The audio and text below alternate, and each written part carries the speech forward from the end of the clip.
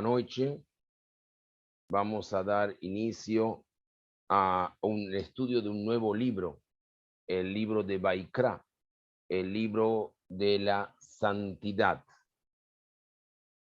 Vamos a dar una pequeña introducción. Boa noite también para la gente de Brasil. Vamos a dar una pequeña introducción, primeramente, a lo que es el libro de Baikra, es decir, cómo se denomina y cómo lo llamamos.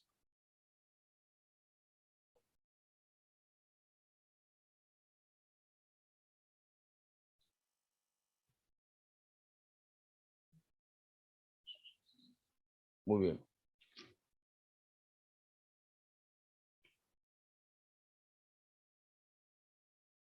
Un minutito. Sí, Baikra. Muy bien.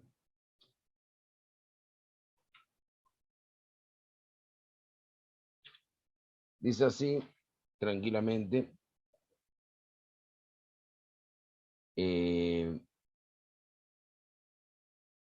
De acuerdo a la opinión del exégeta Yosef Ibn Caspi, dice, a introducción a su libro Mishneh Kesef,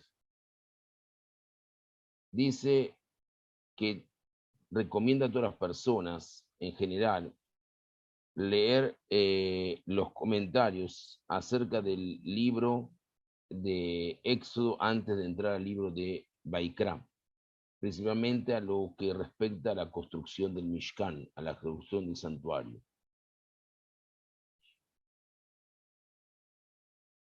Cuando en la Perashá, en la porción Mishpatim, se refiere en qué es lo que puedo hablar, qué es lo que puedo estudiar, los sabios dicen que hay que tratar de entender el texto en su mensaje, en su idea, utilizando los 4 caminos que nos enseña la Biblia. Y estos caminos son exactamente el siguiente. El Peshat, que es la interpretación literal y objetiva del texto. El Remes, que es la interpretación alegórica.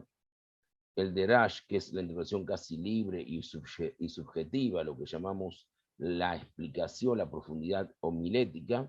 Y el Sod, que es la interpretación mística. La palabra Peshat comienza con Fei, la palabra Remes comienza con Reish, la palabra Drash comienza con Dalet y la palabra Sod, que es la palabra mística, comienza con Samach.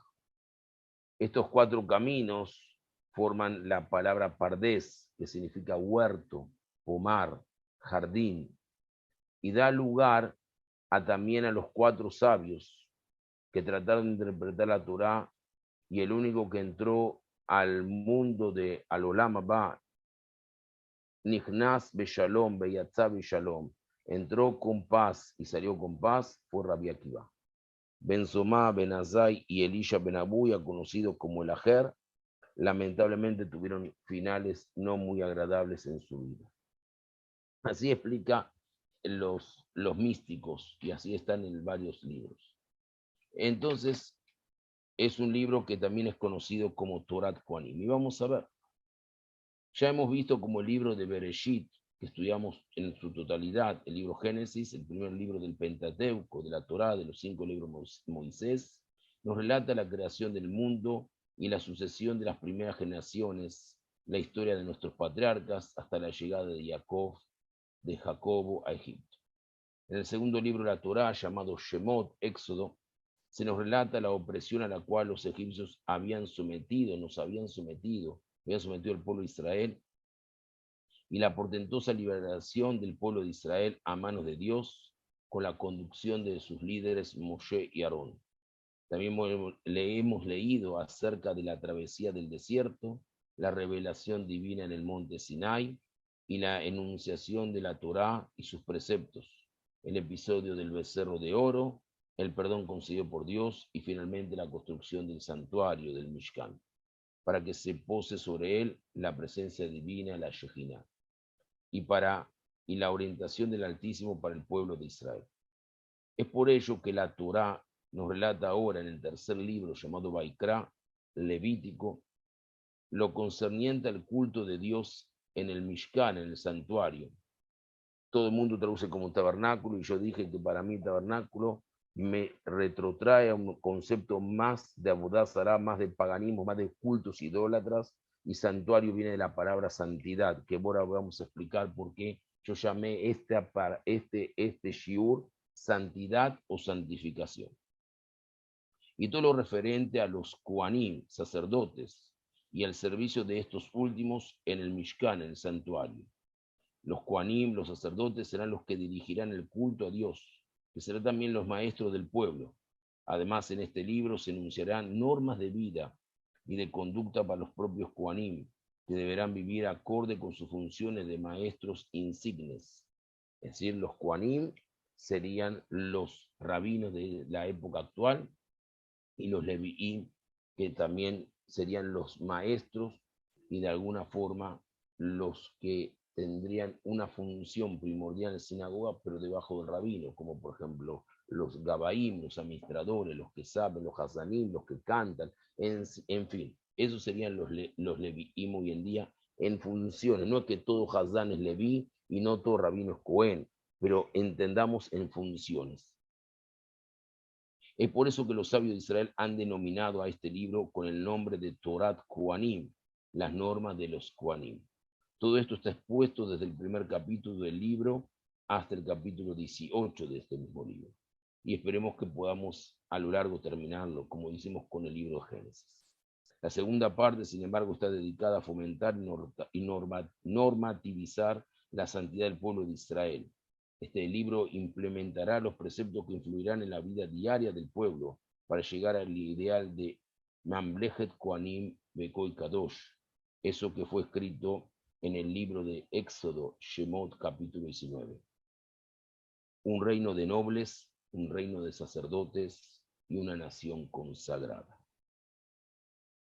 Dijo él, dijo el Boreolam, dijo el creador del mundo, en el capítulo 15, versículo 26 del libro Éxodo, Shemot. Si oír, habrás de oír la voz de Adonai, tu Dios, y lo recto ante sus ojos hicieres y prestares oídos a sus preceptos, y observares todas sus leyes, y ninguna de las enfermedades que impuse en Egipto impondré sobre ti, ya que soy yo, Dios, el que te cura a ti. Aní Rofeja. La palabra Adar, que se escribe, que es este año tenemos 2 meses. Adar, Aleph, Dalet, Reish, quiere decir Adonai Rofeja, Dios el que te cura. La palabra Iyar, que se escribe Aleph, Yod, Yod, Reish, también significa yo, Ani, Hashem, Rofeja. Yo soy el único que cura.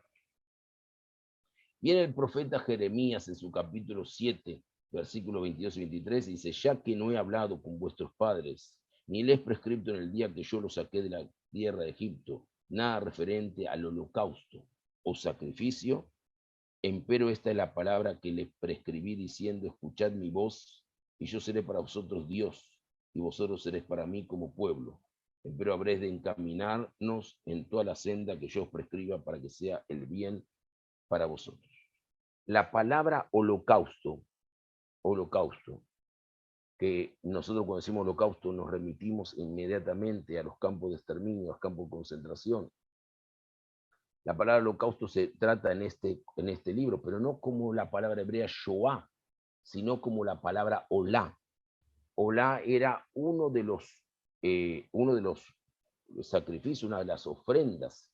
Voy a tratar de usar la palabra ofrenda más que sacrificios, porque me parece más de ofrendar, de entregar, pero era el único, o la única ofrenda, o el único servicio, el único corbán que se entregaba, se ofrecía y se quemaba totalmente. Teníamos el corbán Asham, corbán Shelamim, corbán Todá, el Shelamim por la paz, el Todá por el agradecimiento, el Hatat por alguna transgresión involuntaria o voluntaria. Pero el corbán Olá todos los demás Corbanot se quemaba una parte y el resto se compartía entre el Cohen, la familia, todos los que estaban participando de ese Corban. Pero el Corban Olá era todo por un mal pensamiento. Si nosotros vamos a la palabra, al hecho, el Corban, al hecho, por ejemplo, si yo vengo a Sheramim, paz, ¿cuál es la tangibilidad de la paz? Es que yo puedo convivir con mi vecino, con mi familia, con mi prójimo, en un estado de tranquilidad, de paz, de shlemut. Esta semana, en nuestro lindo shiur que hicimos, Unidos por la Paz, que hasta los días de hoy estoy escuchando pedidos del video, que por favor, Rabino, no pude entrar, esto, el otro, gente de Portugal, de España, de Irlanda, gente de Irlanda pidiéndonos el video de la charla. Seguramente Pinjas, cuando tenga un poco de tiempo, lo va a armar. Hablamos de la palabra shalom y hablamos de la palabra shlemut. Todo es tangibilidad. Si hago un korban hatat, es porque hubo un error, es decir, sin querer prendí la luz o sin querer tomé un fuego, sin querer hice un nudo. Hay una tangibilidad, hay una palpabilidad, es decir, hay un hecho concreto que me lleva a entender que yo hice algo y por eso puedo. Pero ¿cómo veo la tangibilidad de un pensamiento? ¿Qué sé lo que está pensando en este momento, por ejemplo, Enrique, que es mi amigo, o Pinjas, o Ariel, o Jacob, o cualquiera de los presentes aquí, Betzalel? ¿Cómo hago para yo poder, de alguna forma u otra, voy a decir una veraja primero, Baruch atah Adonai lo mejoram Shakon y Baró. Amén. Gracias. Entonces, ¿cómo puedo? Pensamientos, lo que estoy pensando en este momento, nadie, solamente el Boreolam sabe. Justamente, imagínense la persona que está frente a una situación muy fuerte. Él cometió un error, pensó algo malo. Ahora lleva un animal perfecto, porque no puede ser cualquier animal, no es el que me sobraba, tiene que ser un animal perfecto, en condiciones perfectas.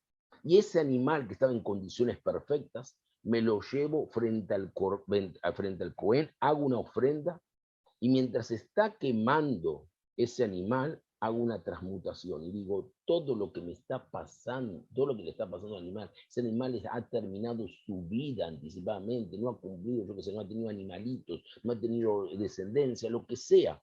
Él está pagando, esa criatura de Dios está pagando mis pensamientos errados. Y ahí comienzo, en ese proceso que estar viendo cómo se quema un animal, es un proceso bastante difícil a nivel psicológico, comienzo a entender y a ver que ahí en mi introspección cometí un error.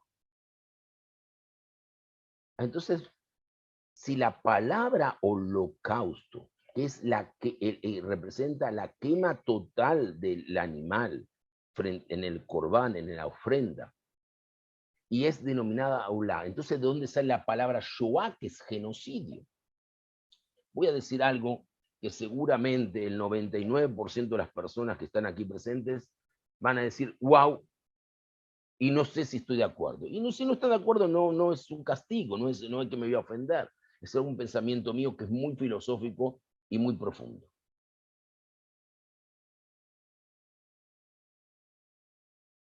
El mundo, la sociedad, los nazis, la complicidad del silencio, como no está sucediendo hoy en día. Hoy en día, gracias a Dios, es verdad que las naciones, muchas naciones, ayudan, otras están en el vaivén, en las líneas, en las zonas grises de las relaciones con Rusia. Entonces, por lo tanto, por una parte condenan y por otra parte ayudan.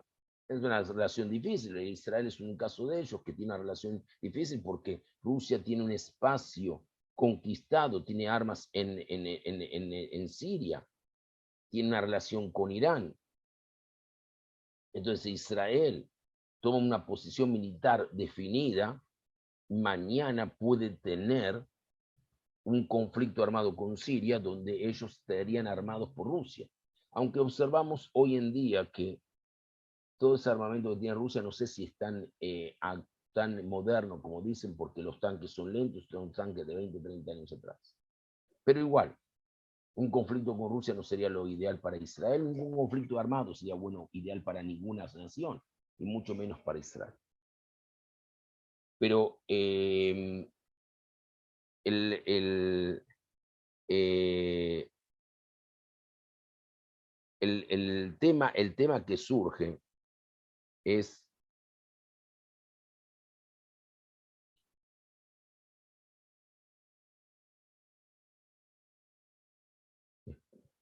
eh, un poquito.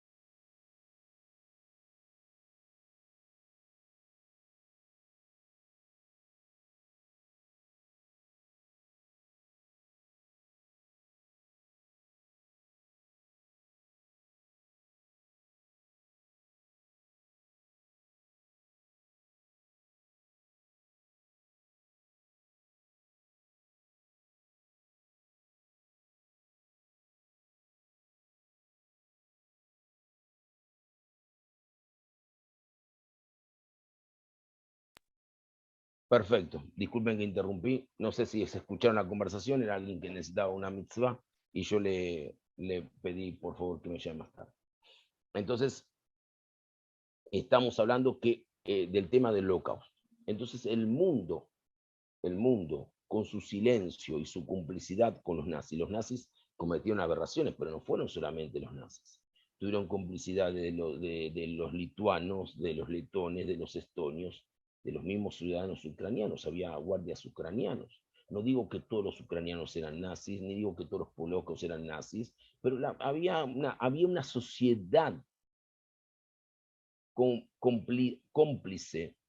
No estoy hablando de la cantidad, sino de que por lo menos uno había, ya es suficiente. Pero no solamente estamos hablando de los pueblos del este, estamos hablando, por ejemplo, que Estados Unidos cerró las barreras de ingreso a los países, a su país, y no solamente cerró las barreras. Vean, si tienen oportunidad, vean la historia del viaje del barco San Luis, de los 900 pasajeros que llegaban a Cuba, que tenían visto en Cuba, que habían comprado los vistos en Cuba, y cuando llegaron no dejaron descender por orden de presión de Roosevelt, o cuando República Dominicana ofreció 50.000 vistos para los judíos de Alemania en 1938 y Roosevelt se los prohibió. No hablemos, no tenemos que ir más lejos, Argentina, Brasil en menor medida, Uruguay en menor medida, países latinoamericanos que cerraron las fronteras. Muchos países cerraron las fronteras. Se creó una complicidad. ¿Qué fue eso? ¿A qué llamamos eso? ¿Cómo lo denominamos? ¿Cómo lo denominamos, mi querido Heiner? Yo te voy a decir cómo lo denominamos. Shoah. ¿Y cuál es la traducción de la palabra Shoah, Heiner, que vos sabés hibrid? Genocidio. Para que ustedes lo sepan, la palabra genocidio, que viene de genética, génesis, fue una palabra creada por la Academia Real Española en 1946 para poder describir en una palabra lo que sucedió con el pueblo judío durante la Segunda Guerra Mundial. Increíble. Entonces, si la palabra Shoah es genocidio, ¿por qué llamamos el día del Holocausto? ¿No tendríamos llamarlo el día del genocidio? Y aquí viene la cuestión.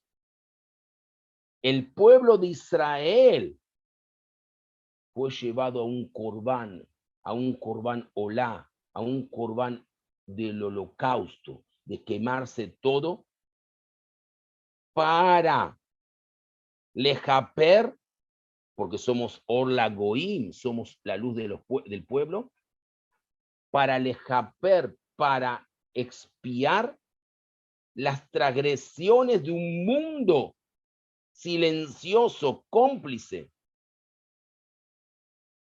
Y lo podemos ver en la historia, cuando Chamberlain firmó el pacto de Múnich y dijo paz para los próximos siglos, algo así más o menos. Lo tendría que buscar. Cuando fue la palabra.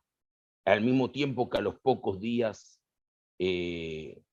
invadían los Sudetes, o ya habían invadido los Sudetes, y en fin, los judíos ya estaban siendo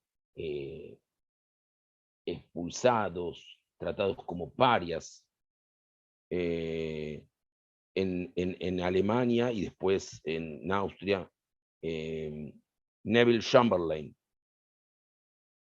Y eso fue en el año 38. Nada más no quiero dejarlos sin...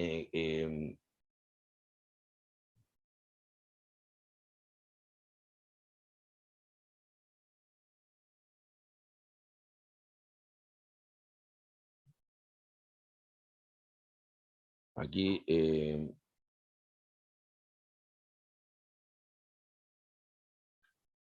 el 30 de septiembre de 1938 se aprobaron y firmaron los conocidos acuerdos de Múnich. Con ello se ponía fin a la crisis de los Sudetes. Ya Alemania había invadido los Sudetes, la parte de Checoslovaquia que decía que le correspondía a Alemania. Lo mismo que Putin dice que primero invadió la zona los separatistas, porque primero Crimea en 2014, después los separatistas, después quiere todo, y así que también fue Hitler. Entonces a los dictadores, si no se le pone un límite, no puede ser. Esto no es clase de historia, esto es clase de Torah, pero ya van a ver a dónde vamos a ir. Que estuvo a punto de hacer entrar en la guerra a Reino Unido y Francia contra Alemania, pero abría las puertas para la Segunda Guerra Mundial. Entonces, que estallaría un año apenas más tarde.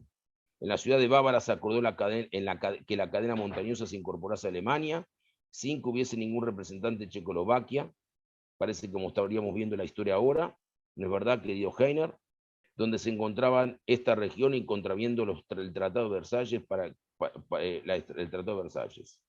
En la historia la imagen queda Adolf Hitler y Max Schmerow, Benito Mussolini, junto al sonriente primer ministro Neville Chamberlain.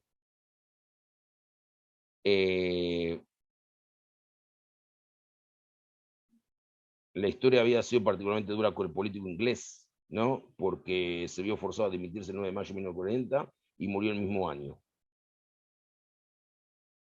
¿Qué fue lo que dijo? Y Chamberlain, cuando volvió a pisar la Inglaterra, el retorno, declaró que había conseguido la paz para nuestro tiempo. Mientras agitaba el documento de los ingleses que recibían los ecos, lo recibían. Es decir, que la paz para nuestro tiempo no era una paz, era algo efímero, algo que no tenía sentido. Entonces, el mundo llevó al pueblo judío a un holocausto. Y nosotros, por ser la Goín, pusimos a nuestros niños, a nuestros ancianos, a nuestros sabios, para ver si el mundo aprendía, cambiaba. Mi tía, que sobrevivió a los campos de concentración de Auschwitz, contaba cuando llegaba en el año 1946, más o menos llegó a Argentina, le dijo a mi abuelo, en yiddish, Maitate, mi padre, estoy seguro que el mundo aprendió, no se va a repetir más nada. En el año 2015, en febrero de 2015, cuando se cumplían 70 años, sí, 70 años de la finalización de la Segunda Guerra Mundial.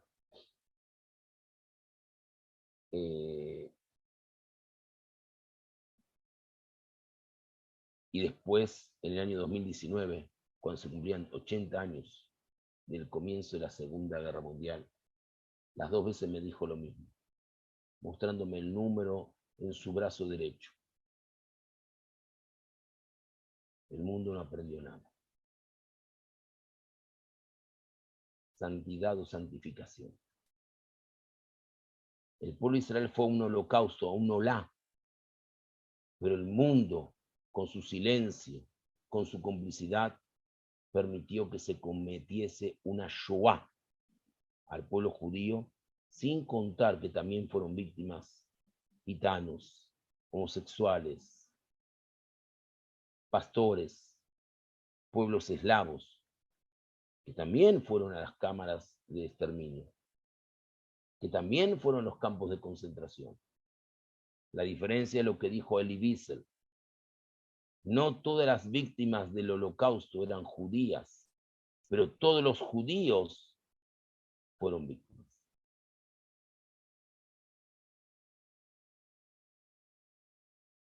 He seleccionado estos dos versículos del Tanaj para tratar de entender en la medida de lo posible la finalidad perseguida por la Torá al reglamentar profundamente las leyes concernientes a las ofrendas de animales, lo que vamos a llamar de korbanot. La palabra korban viene de la krif, del ekaref, como decimos en el Salmo 145, los que hacen la tefilá los domingos se deben acordar muy bien que decimos, como decimos ese versículo tan lindo, tan hermoso, que dice así: Karov a Hashem lejol koreaf, lejol ashri krau bemet.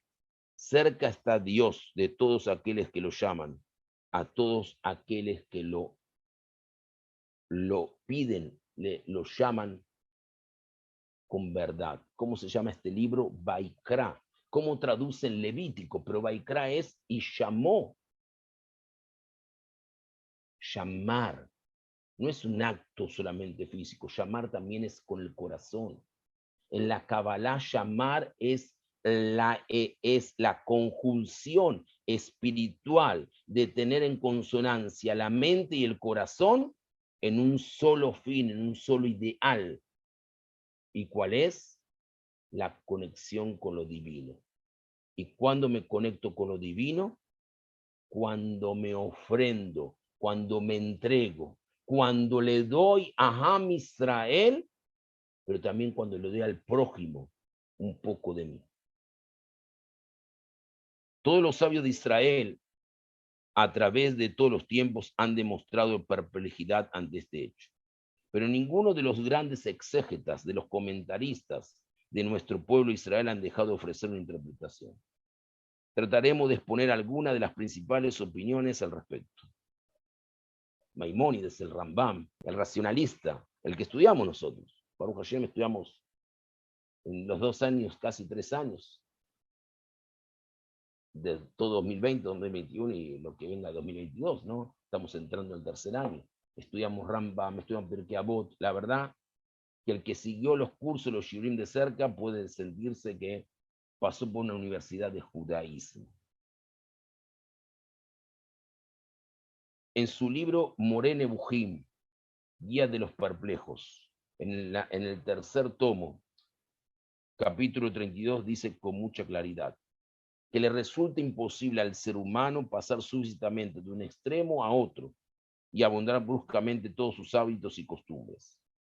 En efecto, en la época de la salida del pueblo de Israel de Egipto, era una costumbre como con muchos adeptos el ofrecer distintas especies de animales y a veces jovencitas y a veces niños, jóvenes, los primogénitos, en los templos idólatras. A través de estos sacrificios, ahí sí llamo sacrificios, se adoraban los ídolos y se quemaban incienso entre ellos. La sabiduría de Akadosh Baruj Hu no juzgó conveniente prescribir el rechazo de todos estos cultos o abandonarlos y suprimirlos, pues esto habría parecido en aquella época algo inadmisible a la naturaleza humana, que demuestra siempre el afecto por todo lo que le es habitual.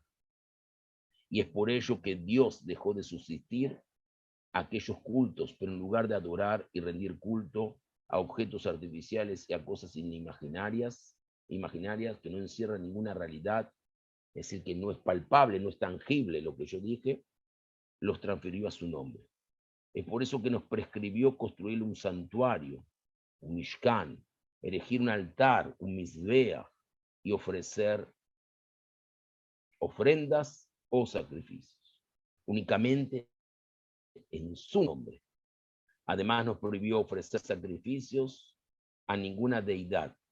Esta previsión divina tuvo por resultado borrar el recuerdo del culto a la idolatría y consolidar el grande y auténtico principio de nuestra fe, o sea, la existencia y la unicidad del Creador, sin que los espíritus de las personas fueran muy contrariados por la abolición de ceremonias que le eran familiares. Sacarlos de ese 210 años de cultos paganos y de repente llevarlos a cultos monoteístas de un cambio a otro, no iba a ser bueno. Como tampoco sería bueno si Israel hubiera hecho el camino más corto y llegado a Israel por el camino de los filisteos. Capaz que nunca hubiéramos valorado tanto el amor que tenemos hoy en día por nuestra tierra Israel, que se fue construyendo generación tras generación hasta estar en nuestro ADN. En ese momento todos los cultos, todos los pueblos eran idólatras, paganos, ya de la época de Abraham. ¿Qué pasó con Abraham cuando vino, dice el Midrash, que su padre Teraj era un gran comerciante, un gran empresario, que vendía idolitos para dolor de cabeza, idolitos para fertilidad, idolitos para aquí, idolitos para allá? Abraham dijo, ¿qué es esto? Esto es una estuyot.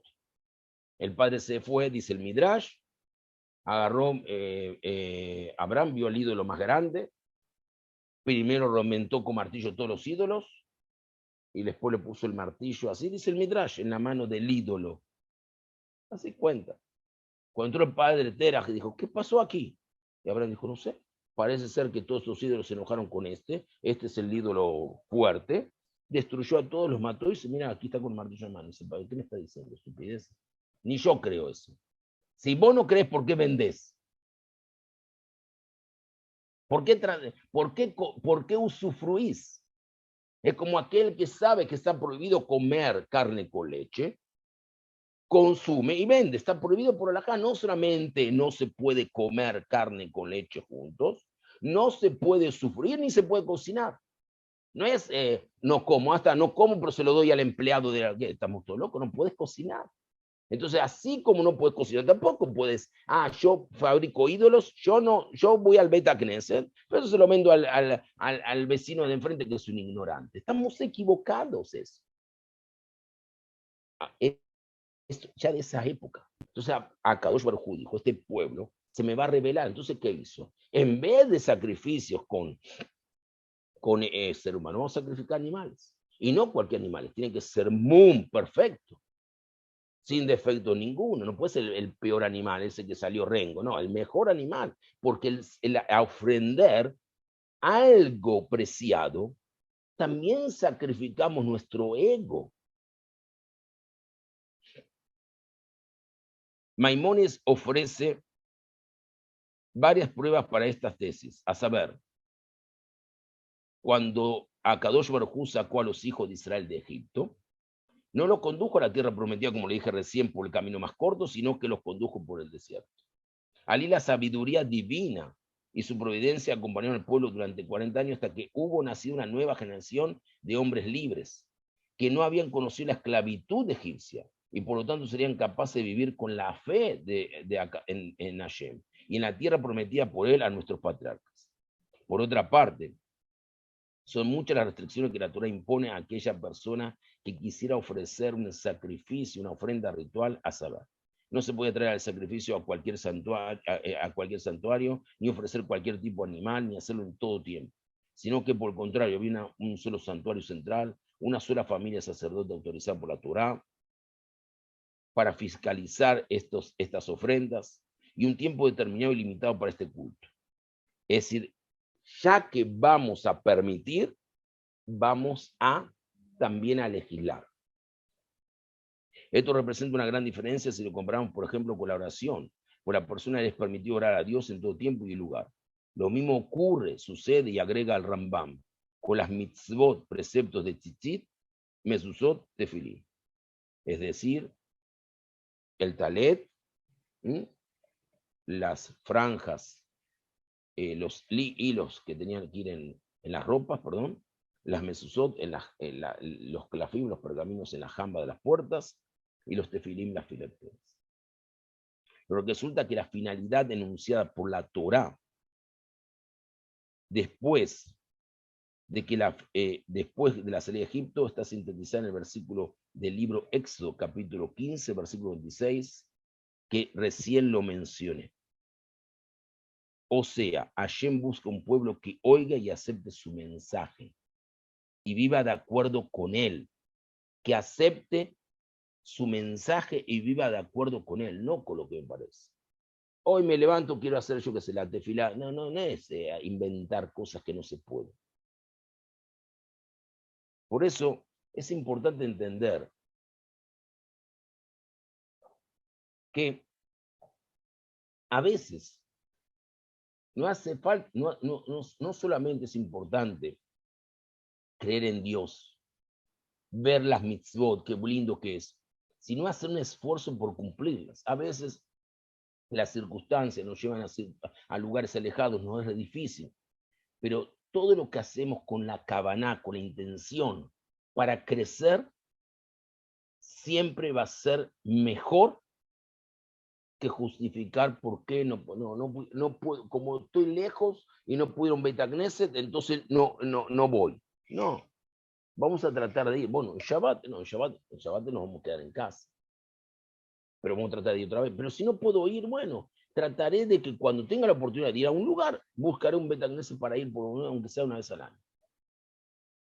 Buscar siempre algo que nos permita entender algo. Y aquí viene.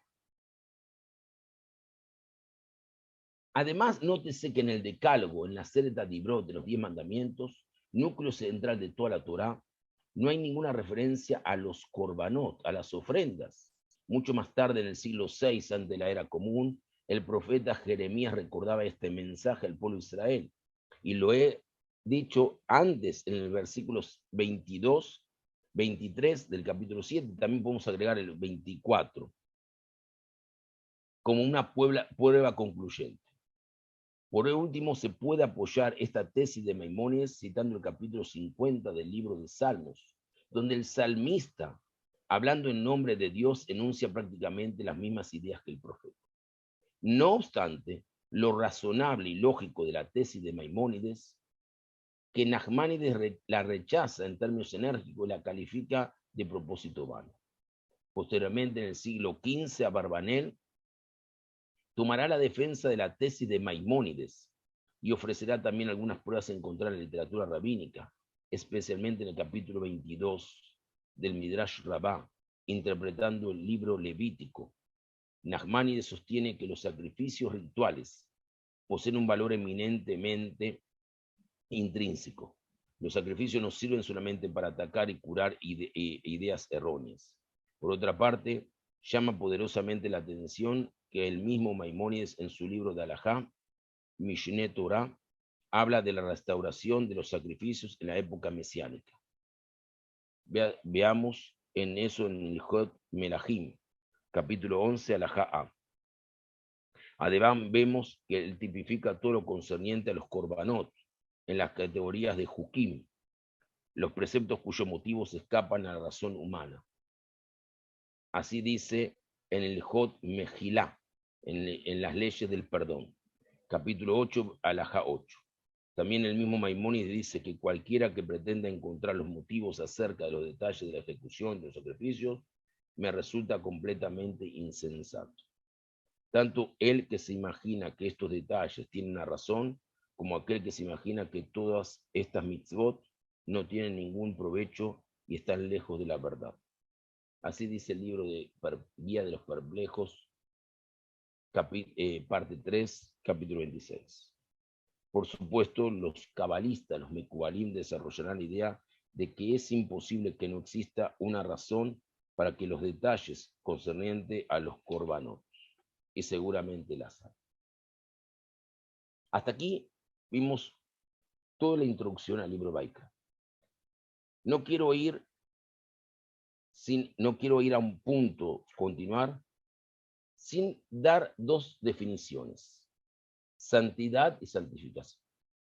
El significado bíblico de santidad proviene de la traducción hebrea de la palabra santo, que significa separado. Es por esto que la santidad se considera una característica de las personas que se mantienen alejadas y separadas de todo aquello que no es verdaderamente, que es impío, no solamente para el Creador. Es por esto que Dios es considerado como santidad suprema, pues perfecto en todo sentido. A tal punto que yo digo en el casamiento, cuando hay un casamiento judío, dice el novio, cuando va a colocar la alianza en la novia, Arei at, serás para mí, Mekudeshet li, consagrada, separada de los demás. ¿Por qué? Porque el momento que esa persona se consagra, se une con la otra parte, con su amor, con su cónyuge, ya no es propiedad de los demás. Propiedad es una forma de decir, no, perdón, no quiero usar la palabra propiedad. No es permitida para los demás. Las personas se separan. El hombre se separa en el buen sentido, se separa, ya no puede estar mirando otras mujeres, ya no puede convivir con otra mujer, no puede salir con otra, salgo un día con una, salgo con otra, para ver cuál de todas me caso.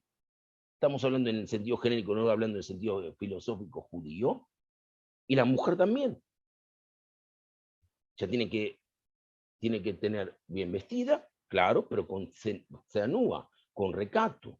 Recato no quiere decir ponerme burka en la cabeza, no, no. Recato quiere decir tener un comportamiento acorde.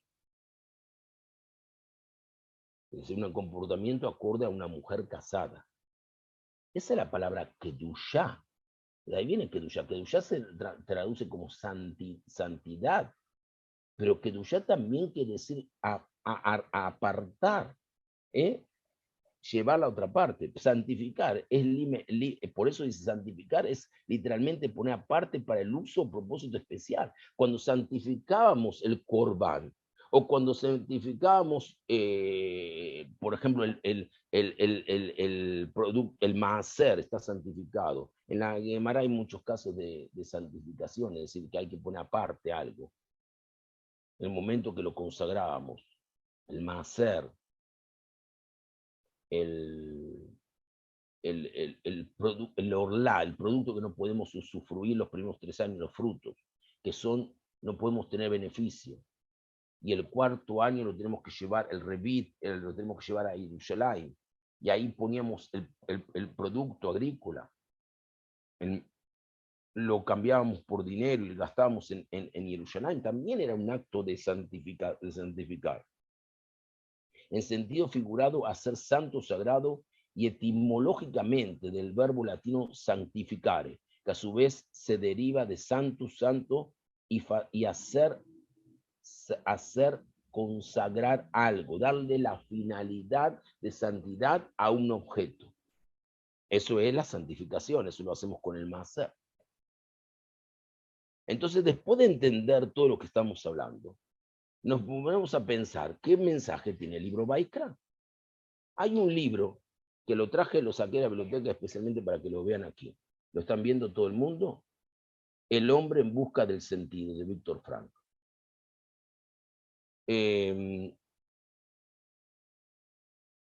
Quisiera nada más leer un poquito de Víctor Frankl, por supuesto judío. Fue catedrático en neurología y psiquiatría en la Universidad de Viena y director de la Policlínica Neurológica Vienesa durante 25 años. Él se carteaba mucho después de la Segunda Guerra Mundial con el Rebbe de Lubavitch.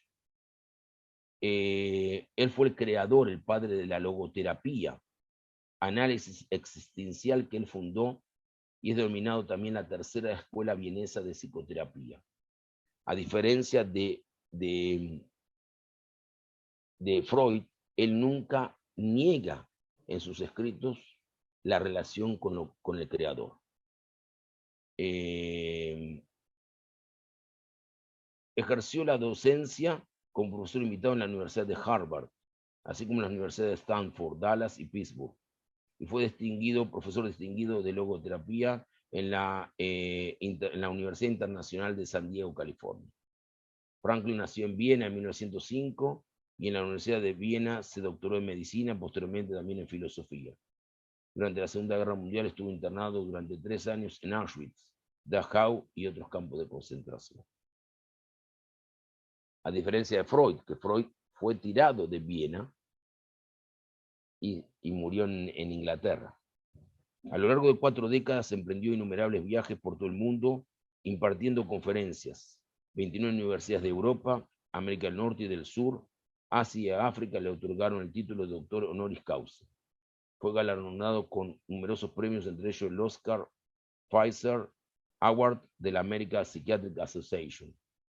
Fue miembro de honor de la Academia Austríaca de las Ciencias. Los 32 libros de autoría de Frankl han sido traducidos a 29 idiomas. Viktor Frankl falleció en 1997 en Viena. En este libro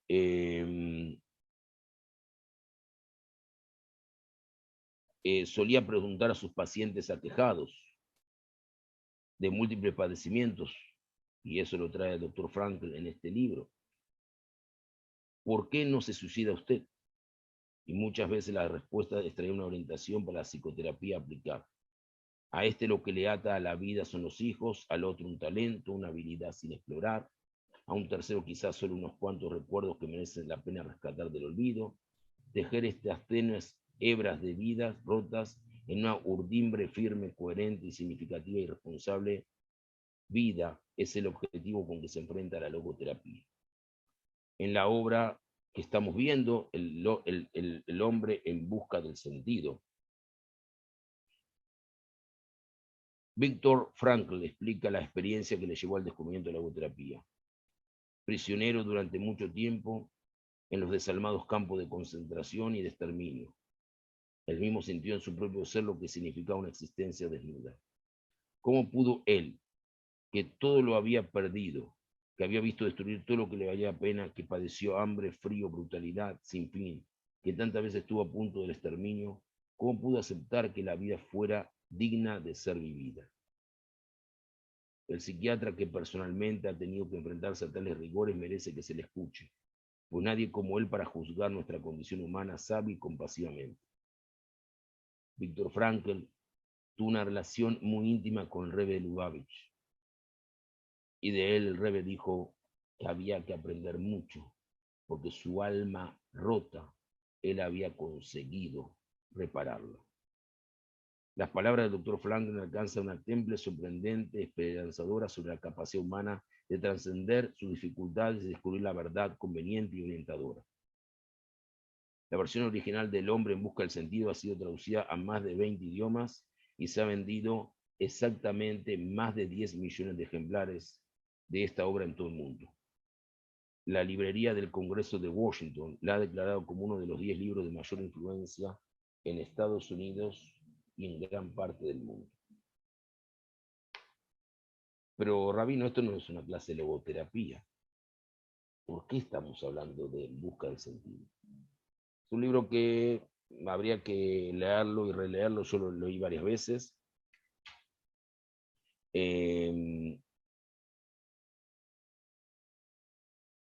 Y nada más quiero traer una parte y después van a entender. Recordar la tragedia en su totalidad y en su conjunto, en lo genérico, siempre amortigua el impacto de la turbación, y provoca cierre de opacidad a la auténtica crueldad del holocausto. Y volvemos a la palabra holocausto. Ahora van a entender que cuando muchas veces me preguntan, pero Rab, el shiur, no, el shiur tiene que tener un hilo conductor. Comencé hablando de la santidad, del libro Baikra, de la introducción de Maimónides, mencioné la palabra holocausto para entender al final el mensaje, el hombre en busca del sentido, que es la idea del libro Baikra, por lo menos en el primer capítulo. Al contemplar el cementerio de Auschwitz, con su inmensidad de hileras de tumbas, en perfecta simetría, solo parece albergar montañas de cadáveres apilados, con cierta dignidad póstuma, tras una muerte aparentemente sin sentido. Sin embargo, si el espectador detiene la mirada y el corazón en cada una de aquellas tumbas, cambia completamente el paisaje de la abyección. porque le permite imaginar en cada hueco una vida malograda y frustrada. Aquí quizás yazca una persona que en plenitud del vigor y la creatividad presentía una carrera profesional prestigiosa y útil. Aquí una madre muerta con el corazón dolorido por la suerte de los hijuelos, arrancado de su regazo aún fértil y acogedor. Allá, cercano a su matrimonio que tras sortear los múltiples avatares de una larga existencia, esperaba con sus hijos envejecer juntos. Más allá, a una joven le abortaron los sueños de un próximo matrimonio y fundar una familia feliz. Y más allá todavía, el cuerpo inerte de un niño o una niña que aún parece conservar, helada una sonrisa ingenua nacida de una vitalidad en expansión. Si se suma el conjunto de ese dolor oculto y escondido, más la ignominia se obtiene el genuino sufrimiento y la barbarie de los campos de concentración. Y la idea del holocausto, y la idea de Shoah, la idea de genocidio. Una de aquella multitud de vidas rotas fue la de Víctor Emil Frankl, nacido en 1905, y fallecido en 1977, ¿no? Perdón, en 1997, me equivoqué. Situémonos a principios de la década de los 40 del siglo pasado en la ciudad de Viena. En estos tiempos Viena aún ejercía un señero influjo y romántico embrujo en los ambientes intelectuales de la época por su abrigo y mecenazgo en las artes y las letras, en la cultura. Aquella Viena nadie lo puede negar o menospreciar, era un foco excepcional de la cultura, las artes y el civismo europeo. Se ha dicho bien que en Viena es el último esplendor del pasado, y para un psiquiatra además Viena era el lugar de Sigmund Freud y de Alfred Adler. Le quiero contar algo a ustedes. El rabino Jelinek, nunca habrán escuchado, rabino de Viena, tenía un hijo muy genio en química. Sabía mucho Talmud, pero era un poquito travieso en las yeshivot. Cuando tuvo oportunidad el rabino Jelinek, lo envió, cuando ya salió de la yeshiva, 18 años, y ya tenía también estudios seculares cumplidos, lo envió a estudiar en ese momento lo que se llamaba, se permitía en Viena, la carrera para los conocimientos diplomáticos. Era un estudio que solamente se le permitía a los hijos de ciertas personas con aptitudes, como el hijo de Jelinek, sabía muy bien alemán, sabía español, porque el rabino Jelinek había sido rabino también en su momento de Grecia, de Atenas, entonces sabía ladino, sabía español, y también, por supuesto, sabía inglés, y sabía francés, era un políglota. Lo mandó, consiguió que lo vayan como cónsul a Marruecos. En Marruecos se casó con una mujer sefaradía. Tuvo una hija y a esa hija le llamó Mercedes. Muy común los sefaradim llamar Mercedes, Isabel, nombres bien españoles. Y como era químico en un momento dado, él como cónsul de Marruecos, cónsul de Austria en Marruecos, el gobierno de Marruecos le pidió a él si había alguna forma de traer un poco de tecnología a Marruecos para mejorar y eso. Entonces fue a la feria de automóviles en Francia, donde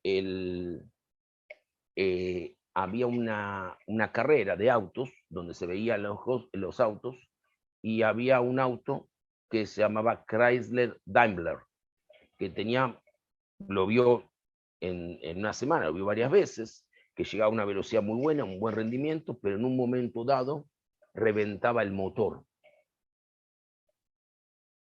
Y él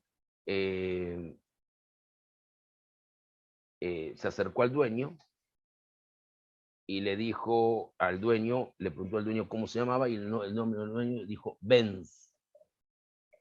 Y le dijo, mire, este auto me interesa, yo soy químico, y creo que yo puedo ayudarlo a reparar. Y reparó. Y ese carro que reparó, que se convirtió en una tecnología, se llamó Mercedes-Benz. Abajo del motor Mercedes hasta los días de hoy hay dos triángulos invertidos, ¿no? Separados, y entre ellos los dos triángulos, uno así, ¿no? Para hacer el triángulo aquí, y el otro triángulo, voy a hacer así, ¿no? Para no ver cómo hago ahí el otro triángulo aquí, separados, y entre ellos dos está la palabra Mercedes. Eso está debajo del motor. Mi padre, para que lo sepan, de bendita memoria, fue 50 años inspector de General Motors para América Latina, entonces esto lo conozco bien. Y es el carro, Mercedes-Benz, era el carro preferido de quién? Del señor, el asesino, Hitler.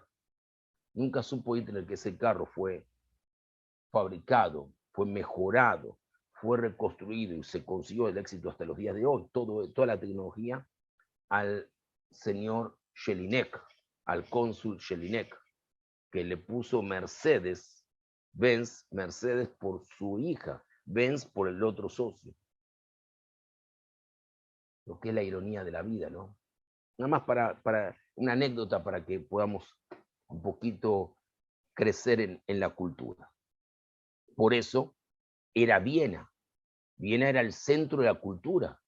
Había el abuelo de Freud, era rabino. Era un hombre versado en la Torá. ¿Qué pasó con Freud? Bueno, vamos a un día a estudiar Freud y su judaísmo. Víctor Frankl se encontraba en la rampa de lanzamiento hacia una imprevisible, brillante carrera profesional, bien posicionado en los círculos médicos y con una incipiente pero prometedora consulta privada. Acaba de ser nombrado director de la sección de neurología del Hospital de Rothschild en 1940, en Viena, por supuesto, que atendía únicamente a pacientes judíos. Aceptar ese nombramiento significaba a todas luces un desafío y una temeraria audacia, pues ya reciaba la persecución nazi. Todavía resonaba en los cenáculos psiquiátricos, en medio de censuras y alabanza, los ecos de las apasionadas disputas y controversias de aquel joven médico con las autoridades del momento, Freud y Adler. Esos desacuerdos que conducían a una crítica superación del psicoanálisis y sus aportaciones personales para ofrecer una psicoterapia rehumanizada, lo recogió en un manuscrito recién finalizado y ya en fase de encontrar editor. Esa obra reunía y comprendía el estudio y la experiencia clínica de casi 2 décadas. El ámbito de lo personal lo cubría un gratísimo, afectuoso y seno ambiente familiar, de una familia de origen judío. A ese ambiente acogedoramente hogareño siempre se unió la feliz boda con la joven Tilly Grossner en diciembre de 1941. Después podríamos comentar un poquito más para que ustedes entiendan, pero nada más para que ustedes comprendan. Víctor Frankl era de una familia judía no asimilada, sino bien arraigada al judaísmo. Y él comenta en un hecho del libro, que lo recomiendo, que él estaba en una de las barracas y él ve 2 situaciones. Ve a un hombre religioso que permanentemente, cuando se levantaba la mañana, decía: Dios, no tengo todos los conocimientos, se me estoy olvidando las palabras, pero lo único que sé, que en algún momento vos nos vas a brindar con la terminación de este Mesirut Nefesh, de esta entrega. Y estaba el otro que todos los días decía: yo creo que va a ser mi último día de vida. Un día le dice a los 2, Víctor Frankl: yo sé que tal día, vamos a poner 26 de enero, no me acuerdo, van a venir los rusos a liberarnos. El 26 de enero, y a partir de ese día, el hombre religioso seguía siendo igual, no cambió. Pero el otro cambió, tenía como fuerza, como vigor. Pero cuando el 26 de enero no entraron los rusos, no entraron a liberar, no se dijo los rusos, su aliado, no importa quién, no entró liberado, en la noche él se acostó y murió. Y Víctor Frankl nos dice que cuando el hombre tiene un sentido a la vida, cuando santifica la vida, cuando le da sentido a su vida, él consigue superar las barreras de las dificultades que se le presentan. Le puede decir: no puedes ir ahí, yo voy a ir ahí. Pero cuando las personas, y algo muy también quiero decir, cuando la superficialidad de las personas, hay personas que son religiosas, observantes en la superficialidad, se ponen stremeles, se ponen sombreros, pero internamente no tienen la conexión con el mundo de Atzilut, con el mundo de la proximidad con el Boreolam. Internamente necesitan lo externo, necesitan el stremel, necesitan los kaftán, necesitan las pelucas, necesitan todo eso para poder relacionarse. No es así. A Kadosh Baruj Hu le preguntaron al Rebbe de Cox, ¿dónde está Kadosh Baruj Hu? Y él dijo, donde lo dejen ustedes entrar. Kadosh Baruj Hu está dentro de nosotros. Nosotros con nuestro comportamiento le damos la santidad al Boreolam. Cuando nosotros hacemos tefilá, no necesitamos hacer tefilá en medio de Betagneset, podemos hacer tefilá en nuestras casas. Si yo voy al Betagneset y en vez de tefilá me pongo a hablar con todas las personas, ¿qué me sirve hacer tefilá en Betagneset? No, fui al Betagneset, estoy en un espacio que se llama Betagneset. Estoy en un espacio que teóricamente es santidad, pero en ningún momento le di la santificación a ese lugar. Pero voy a mi casa, estoy solo, me concentro, hago una tefilá y hago con cabaná y estudio y transmito. Señores, esa tefilá llega más rápido al Shamay. Me hago del mundo de Asiá, el mundo de la concretización, de la realización, justamente lo que dice la palabra, realizar, concretizar. Entonces, finalmente, para terminar, vamos a dar un aspecto de este libro. Y por supuesto también del primer versículo. La Declaración de Independencia de los Estados Unidos habla de los derechos inalienables a la vida, la libertad y la búsqueda de la felicidad. Hay un trabajo pionero de Martin Seligman, un gran catedrático de judío, observante, lo que fue el fundador de la psicología positiva, que se han publicado centenares de libros acerca de la felicidad. Pero hay algo que aún es más fundamental para la consideración de una vida bien vivida: el sentido. Los dos parecen similares. Es fácil suponer que las personas que encuentran el sentido son felices, y aquellos que son felices lo son porque han hallado sentido. Pero felicidad y sentido no son iguales, no siempre coinciden. En gran medida la felicidad es un tema de satisfacción de los deseos y las necesidades. A veces cuando satisfacemos nuestros deseos, nos sentimos felices. Pero también esa felicidad es efímera.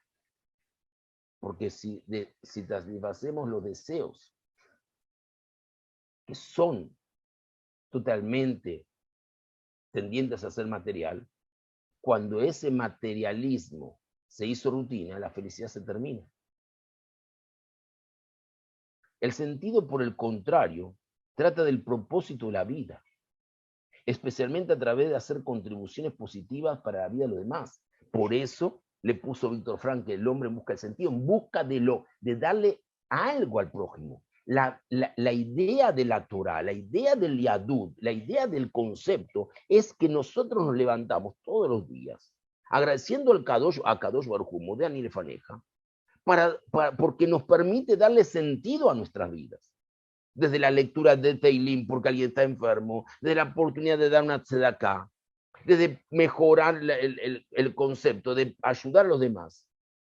Pero cuando nosotros estamos internamente mal y necesitamos de cosas efímeras materiales para estar feliz, y cuando estamos felices, ahí pensamos que le damos sentido. Señores, vivimos constantemente en la procura de tener, de adquirir objetos materiales para que esto sea feliz. Si yo tengo un teléfono iPhone, por ejemplo, el mejor teléfono, y lo utilizo para escribir estupideces, bueno, cuando se termine de escribir estupideces, ya me aburriste, voy a buscar otro. Pero si utilizo para transmitir Torah, porque quiero tener más capacidad, porque en el libro, en el teléfono quiero tener más capacidad para hacer más parshiot, y para dar más mensajes de Torah, y para shurim, y para esto, y para lo otro, bueno, el sentido que le doy a ese objeto inanimado es para para ser socio del Boreolam. Entonces, dijimos que el sentido trata el propósito de la vida, especialmente a través de hacer contribuciones positivas para la vida de los demás. La felicidad consiste en gran medida en cómo se siente uno en el presente, hoy, ahora. El sentido es cómo juzgas tu vida en su totalidad, pasado, presente y futuro. La felicidad se asocia con tomar, el sentido con dar. La palabra ahavá, amor, viene de una raíz leaf, que también se traduce como dar. ¿Quién puede dar? El que sabe amar. ¿Y quién sabe amar? El que sabe dar. ¿Mm? Y cuando doy, le doy sentido. Yo agarro una moneda de 500 colones y se la doy a 500 dólares o medio dólar, yo qué sé, una moneda. Lo me llané, no es importante, pero se la doy a un pobre. Y ese pobre, con 5 o 10 monedas más de esa, puede ir a comprar un alimento para llevarlo a su casa. Mi moneda le dio sentido. Eso es el mensaje del Mahasita Shekel, que la media unidad, que era lo inferior de lo inferior, que ni el rico, Mahasita Shekel, el medio Shekel, la mitzvah que tenemos que dar antes de Purim, y que ya fue anunciada hace 2 Shabbatot atrás. Este Shabbat es Shabbat Zahor. Y que esa media unidad se tenía que completar con otra media unidad. Y así formamos la unidad. Es porque cada medio le da sentido a la vida. Y cuando le da sentido te sentís feliz. Pero felicidad no quiere decir que le dé sentido a las cosas. Los individuos sufren estrés, preocupación o ansiedad. No son felices, pero pueden vivir una vida plena de sentido. Los infortunios del pasado reducen la felicidad del presente, pero las personas frecuentemente manifiestan, las personas frecuentemente conectan estos momentos con el descubrimiento del sentido. Además, la felicidad no es privativa de los seres humanos. Los animales manifiestan su contento cuando sus deseos y necesidades son satisfechos. Pero el sentido es un fenómeno especialmente humano. No tiene que ver con la naturaleza, sino con la cultura. No se trata de lo que nos ocurre a nosotros, sino cómo lo interpretamos. Puede haber felicidad sin sentido y puede haber sentidos en ausencia de felicidad, aún en el medio de la oscuridad y el dolor. En un fascinante artículo que se llama The Atlantic, el Atlántico, titulado ¿Existe algo más en la vida que ser feliz? Emily Smith plantea que la búsqueda de la felicidad puede resultar en una vida relativamente superficial, autoabsorbente e incluso muchas veces egoísta. Lo que hace que la búsqueda del sentido sea diferente es que se trata de algo más grande que el ser. Nadie hizo más por este concepto que el fallecido Víctor Frankl, que recién me decía, ahora van a entender que yo no es que me levanto un día y digo, pongo aquí, pongo allá, no. Tengo un hilo conductor para poner la cuestión del sentido en el discurso de la modernidad.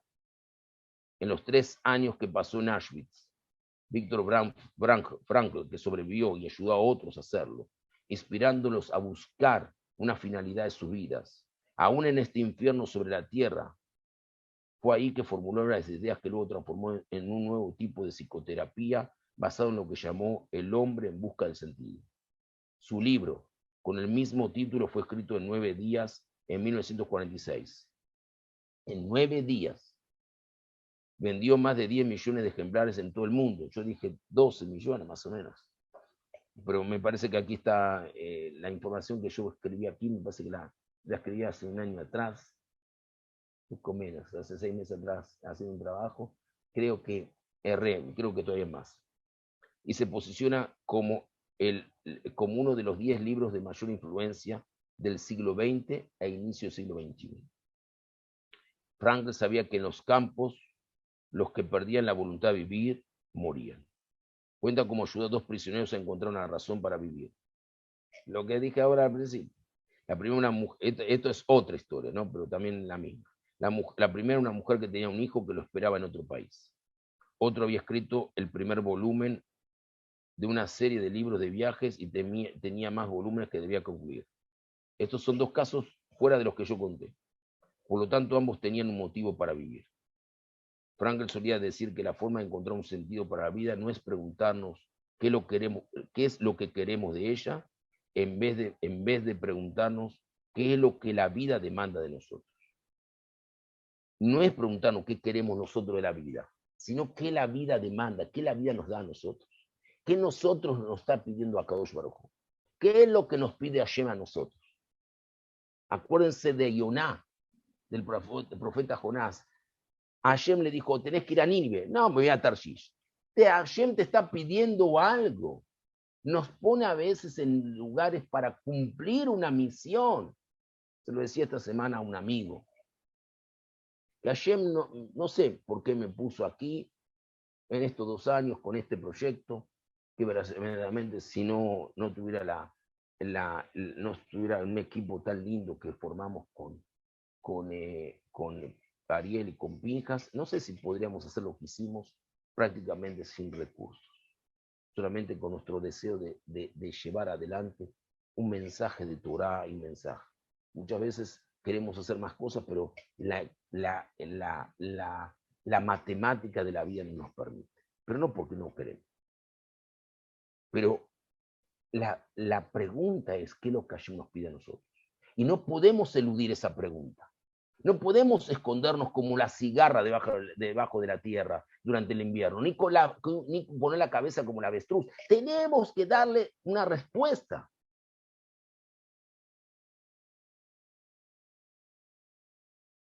Cada uno de nosotros es único, así como las huellas digitales son únicas, en cuanto a nuestros dones, nuestras habilidades, destrezas y talentos, y en las circunstancias de nuestra vida. Para cada uno entonces hay una tarea que solo nosotros podemos realizar. Esto no significa que seamos mejores que otros. Cada uno somos un mundo. Pero si creemos que estamos aquí por un motivo, entonces hay un tikkun, una reparación que solo nosotros podemos hacer. Un fragmento de luz que solo nosotros podemos redimir. Un acto de bondad o de coraje, generosidad u hospitalidad que podemos realizar. Hasta una palabra de aliento o una sonrisa que solo nosotros podemos dar. Porque estamos aquí, en este lugar, en este tiempo, enfrentando a esta persona, en este momento de la vida, en este momento de su vida. La vida es una tarea, solía decir. Y agrego, el hombre religioso se diferencia del que aparentemente no lo es, solo por experimentar su existencia como una misión y no simplemente como una tarea. La persona es consciente de ser llamada, por eso Vaikra y llamó, convocada por cada una fuente. Por miles de años esa fuente ha sido llamada y es denominada Akadosh Baruj Hu Ishtabach Shemu. Bendito es el nombre del Señor. Su nombre sea elevado. Ese es el significado de la palabra que da el nombre a nuestra Parsha. Y al tercer libro de la Torah, Vaikra, y él llamó. El sentido preciso del versículo de apertura es difícil de comprender. Traducido literalmente sería, y él llamó a Moshe, y Hashem Itbaraj le habló desde la tienda de reunión, el Oel, del Oel Moed. Diciendo la primera frase parecería redundante. Si nos dice que Hashem le habló a Moshe, ¿por qué agrega, y él llamó? Rashi lo explica de la siguiente forma. Y él llamó a Moshe, cada vez que Hashem Itbaraj se comunicó con Moshe, ya sea por una experiencia, y él le habló o él le ordenó. Siempre estaba precedido por Hashem llamando a Moshe por su nombre. Llamar es una expresión de cariño. Es lo que utilizan los malajim cuando dicen, y uno llamó al otro. Así dice en el libro de Yeshayahu, capítulo 6, versículo 3. Vaikra nos está diciendo, Rashi significa ser llamado a una tarea por amor. Esta es la fuente de una de las ideas clave del pensamiento de Occidente, sobre todo el concepto de la vocación o el llamado, o sea, la elección de una carrera o forma de vida no solo por la simple voluntad de hacerlo, porque ofrece ciertos beneficios, sino porque te sientes convocado a ello. Siente que este es tu propósito y tu misión en la vida. Este es el motivo por el cual has sido puesto sobre la tierra. Hay muchos de estos llamados en el Tanaj. Esta es la que recibió Abraham para abandonar su tierra y su familia. Lej Leja, y Hashem lo llamó. El de Moshe ante la zarza ardiente, Éxodo 3 y 4. Y el que experimentó Isaías cuando vio una imagen mística de Dios en su trono rodeado de ángeles. Entonces escuché la voz del Señor diciendo, ¿a quién debo enviar? ¿Y quién irá por nosotros? Y yo dije, aquí estoy, envíame a mí. Así dice el profeta Isaías capítulo 6, versículo 8. Una de las historias más movilizadoras es la del joven Shmuel, del futuro profeta Shmuel, que fue consignado por su madre Haná a servir en el santuario de Shiloh, donde sirvió como asistente de Elí el sacerdote, hasta que él tomó la posición del último juez, ya que Elí era juez, Shofet, y el primer profeta. De noche en su cama escuchó una voz que lo llamaba. Supuso que era Elí, así relata el libro Shmuel, capítulo 3. Corrió a ver qué necesitaba, pero este le dijo que no lo había llamado. Lo mismo ocurrió una segunda y tercera vez, entonces Elí percibió que era Hashem el que llamaba al niño. Le instruyó a Moshe, a Shmuel, que si volviera a correr, contestara, habla Señor, tu servidor te está escuchando. El niño no imaginó que podría ser Hashem el que lo estaba convocando a una misión, pero así fue. Así comenzó su carrera como profeta, juez y responsable de la consagración de los dos primeros reyes de Israel, Shaul y David. Cuando observamos lo malo a ser reparado, la enfermedad a ser curada, la necesidad a ser resuelta y sentimos que nos habla a nosotros, es ahí que nos acercamos al máximo que en una era post-profética, a escuchar Baikra, el llamado de Dios. ¿Y cuál es el motivo por el cual aparece aquí al comienzo del libro central, el tercero de la Torá? Porque el libro de Baikra trata sobre los sacrificios y la vocación trata sobre sacrificios. Tenemos la voluntad de hacer sacrificios cuando sentimos que son parte de la tarea que hemos sido llamados a realizar. Desde la perspectiva de la eternidad, a veces podemos sentirnos abrumados al tomar conciencia de nuestra propia insignificancia. No somos más que una ola en el océano, un grano de arena en la costa, una partícula de polvo en la superficie de la infinidad. No estamos aquí porque Hashem así lo quiso, porque hay una tarea que Él quiere que realicemos. La búsqueda del sentido es ir en búsqueda de esa tarea. Cada uno de nosotros es único. Aún gemelos genéticamente idénticos son distintos. Hay cosas que solo nosotros podemos hacer. Nosotros que somos lo que somos. En este tiempo, en este lugar y en estas circunstancias. Para cada uno de nosotros, Hashem tiene una tarea, una misión, una labor a realizar, una muestra de bondad a efectuar, un obsequio a dar, un amor a compartir, una soledad a paliar, un dolor a mitigar, una vida truncada a ayudar a reparar. Discernir cuál es la tarea, escuchar Baikra, el llamado de Dios, es uno de los grandes desafíos para cada uno de nosotros. ¿Cómo sabremos lo que es? Hace unos años, el rabino Jonathan Sachs escribió Cómo curar un mundo fracturado. Y él decía que la mejor forma de curar un mundo fracturado es ofrecer y darle sentido a nuestras vidas con algo que nos permita, como dice la Kabbalah, unir los vasos quebrados, las vasijas quebradas, para que podamos poder absorber la capacidad del tzimtzum, de la infinitud de Hashem, y con esos vasos quebrados que somos nosotros, poder realizar nuestra mejor tarea para el prójimo. Cuando lo que nosotros queremos hacer coincide con lo que es necesario que se haga, es ahí donde Akadosh Baruj Hu quiere que estemos. Por eso Baikra y llamó en Torat Kohanim, en las enseñanzas de los sacerdotes, pero verdaderamente de los nobles, en las enseñanzas para que tengamos una vida de santidad, debemos santificar nuestras actitudes para darle un sentido a nuestras vidas. Buenas noches.